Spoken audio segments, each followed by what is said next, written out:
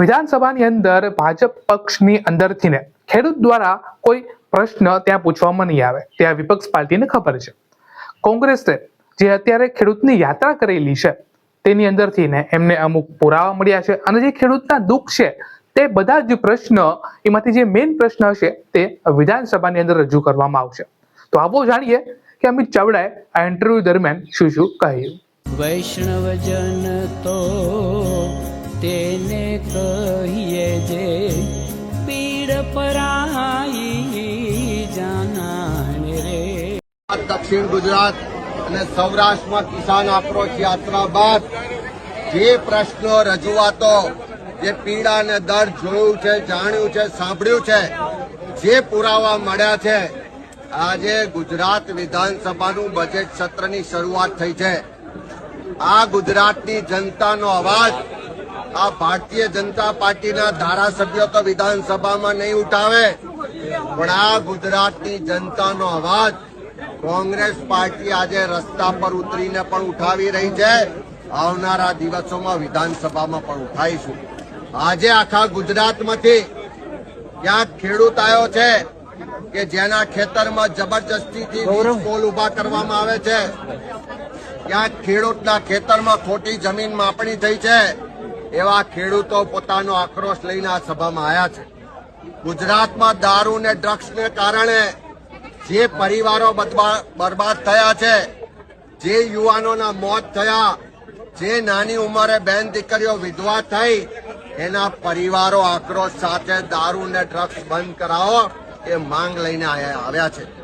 સમગ્ર અંબાજીથી ઉમરગાંવ સુધીનો આદિવાસી વિસ્તાર કે જ્યાં જાતિના દાખલા નથી મળતા, જ્યાં જળ જંગલ જમીનના અધિકારો માટે આદિવાસી સમાજ સંઘર્ષ કરી રહ્યો છે, લડી રહ્યો છે, એ આદિવાસી સમાજના લડવૈયા આજે સભામાં આવ્યા છે. મોંઘવારીથી ત્રસ્ત પરિવારો આવ્યા છે, ગરીબોના ઘરો પર બુલડોઝર ફરે છે, પીડિત પરિવારો આવ્યા છે. ક્યાંક પીપીપી મોડલના નામે બિલ્ડરો જે લોકોને ડરાવે દબાવે છે, લૂંટ ચલાવે છે, એવા પીડિત પરિવારો આવ્યા છે. જ્યારે આખા ગુજરાતમાં ફિક્સ પગાર કોન્ટ્રાક્ટ ને આઉટસોર્સિંગના નામે શોષણ થતું હોય ત્યારે એવા શોષિત યુવાનો પણ આવ્યા છે. મધ્યાહન ભોજનનો કર્મચારી હોય, આશા વર્કર બહેન હોય, આંગણવાડીની બહેન હોય કે વીસીએ હોય કે સરકારી કર્મચારી કહેવાય, એવા પરિવારો પણ પોતાના પ્રશ્નો લઈને આવ્યા છે. આજે લારી ગલ્લા પાથરણાના લોકો આવ્યા છે કે જેના સરકારમાં બેઠેલી પોલીસ હપ્તા લઈને પણ હેરાનગતિ કરે છે. આજે રિક્ષાવાળા છકડાવાળા આવ્યા છે કે જેને નિયમિત હપ્તા આપવા પડે છે અને પોલીસને સરકાર લૂંટ ચલાવે છે. આજે કાયદો વ્યવસ્થાની પરિસ્થિતિ કથળી, જેની હત્યાઓ થઈ છે, બળાત્કાર થયા છે, લૂંટ ચાલે છે, ખંડણી ઉઘરાવવામાં આવે છે, એવા પીડિત પરિવારો પણ અહીંયા આવ્યા છે.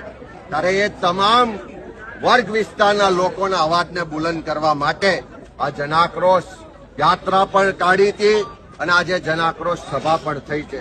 હું વિશ્વાસ સાથે ગુજરાતના લોકોને કહેવા માંગુ છું કે જેમ એસઆઈઆરની પ્રક્રિયા પછી આ ભાજપના નેતાઓએ ફોર્મ નંબર 7 ખોટા ભરી અને ગુજરાતના લોકોનો મતનો અધિકાર છીનવવા પ્રયત્ન કર્યો, પણ કોંગ્રેસ એના માટે લડી છે અને મતનો અધિકાર છીનવવા દીધો નથી.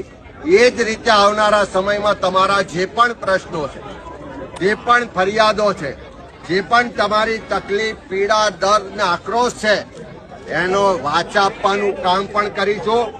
એના માટે તમારી સાથે ખભે ખભો મિલાઈને લડીશું પણ ખરા અને ગુજરાતમાં એનું પરિણામ પણ લાવીશું. ને તમારા આશીર્વાદથી એકવાર ગુજરાતમાં પરિવર્તન કરી બતાવો તો ગાંધીનગરમાં તમારી અવાજ સાંભળવા વાળી, તમારી પીડા, તમારા દર્દ, તમારા આક્રોશને સમજવા વાળી સામાન્ય લોકોની કોંગ્રેસની સરકાર પણ લાવીને